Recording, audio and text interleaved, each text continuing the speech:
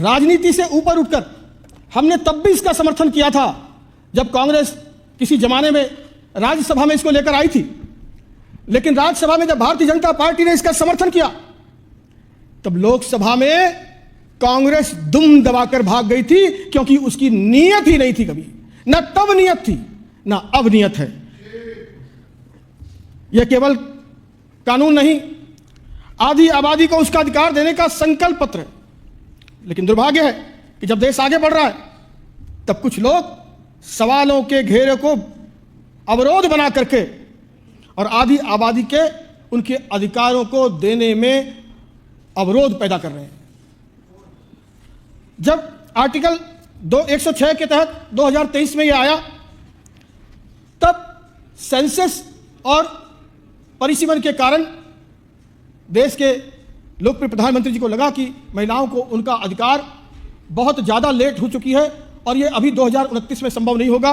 तब एक scientific formula के तहत और पहले बात करके लेकर आए आर्टिकल 55, 81, 82, 172, 330, 332 और 33A के तहत संशोधन प्रस्ताव लेकर आए।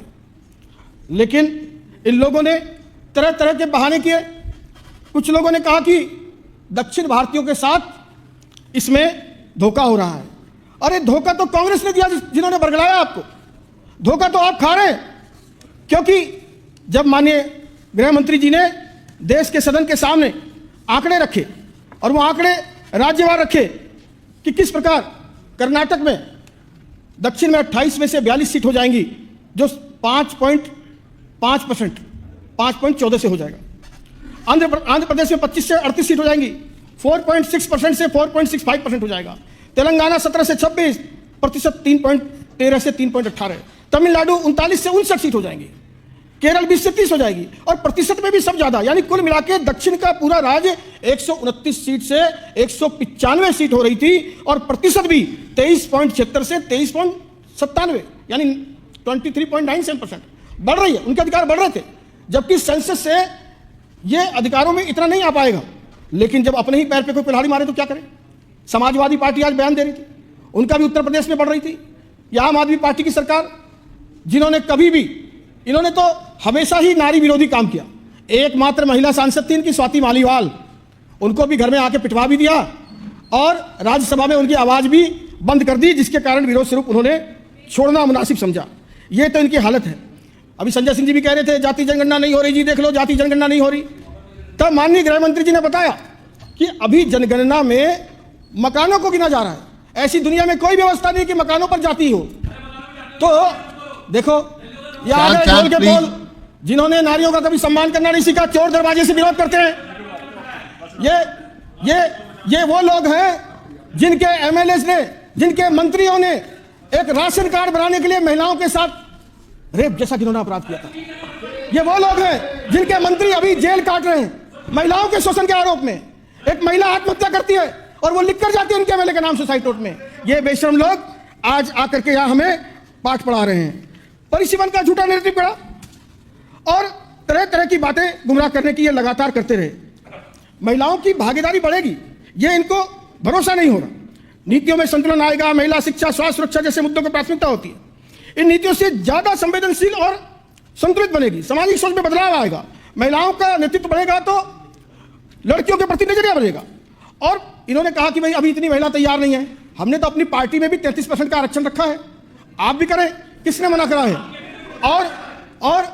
और हमने तो 33% पार्टी के संगठन के अंदर भी आरक्षण रखा है। और पंचायतों में 50% जब लागू किया गया तो हमारे देश में इतनी पंचायत की प्रमुख कुशल नेतृत्व के रूप में सामने आई हैं। और देश की राष्ट्रपति द्रौपदी मुर्मू जी एक महिला आदिवासी है, कुशल रूप से देश को चलाकर बता रही हैं। आज देश की वित्त मंत्री आदरणीय निर्मला सीतारमण जी, उन्होंने देश को आर्थिक पादान पर पूरी दुनिया में चौथे पादान पर खड़ा कर दिया। आज हमारी दिल्ली की मुख्यमंत्री आदरणीय रेखा गुप्ता जी ने पहली बार 1 लाख करोड़ का बजट देकर बता दिया कि महिलाओं के हाथ में किस प्रकार राज्य और देश सुरक्षित होता है। आदरणीय अध्यक्ष महोदय, 3 अक्टूबर 2005 को अब्दुल कलाम जी जब 3 यूनिवर्सिटी के कॉमन प्रोग्राम को कंबाइंड रूप से यूनिवर्सिटी में कन्वर्सेशन कर रहे थे, तब एक लड़की ने पूछा था, मुंबई की लड़की ने, कि what is the future of women in Indian politics when all the politics parties opposing the women bill. तब उन्होंने तब भी कहा था कि यह सिर्फ समय की बात है, सफलता संघर्ष के बगैर नहीं मिलती। आप कलेक्टिव संघर्ष करो, समय आएगा, सफलता निश्चित मिलेगी।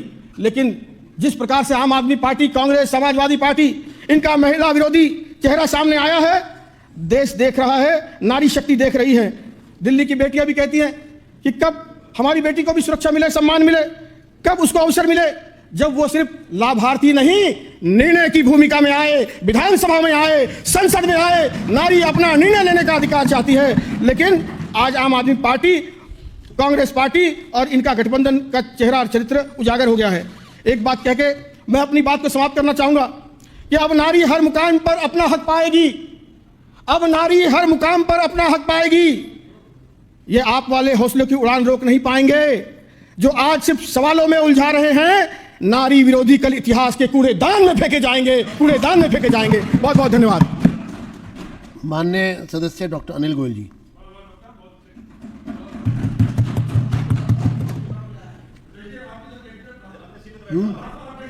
माननीय अध्यक्ष जी, बहुत बहुत धन्यवाद। और मैं मुख्यमंत्री जी को साधुवाद देना चाहता हूं कि नारी शक्ति वंदन। हेलो दोस्तों, क्या हाल है? तो आइए बात करते हैं, देश की बड़ी खबरों पर नजर डालते हैं। आप देख रहे हैं मुख्य समाचार। दिल्ली से इस वक्त की बड़ी खबर सामने आ रही है, जहां संसद भवन में आज जमकर हंगामा देखने को मिला।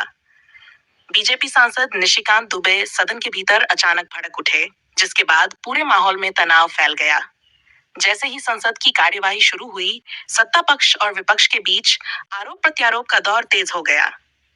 इसी दौरान निशिकांत दुबे ने अपनी बात रखते हुए विपक्ष पर जोरदार हमला बोला। उनका लहजा काफी आक्रामक था, जिससे सदन का माहौल पूरी तरह गर्मा गया।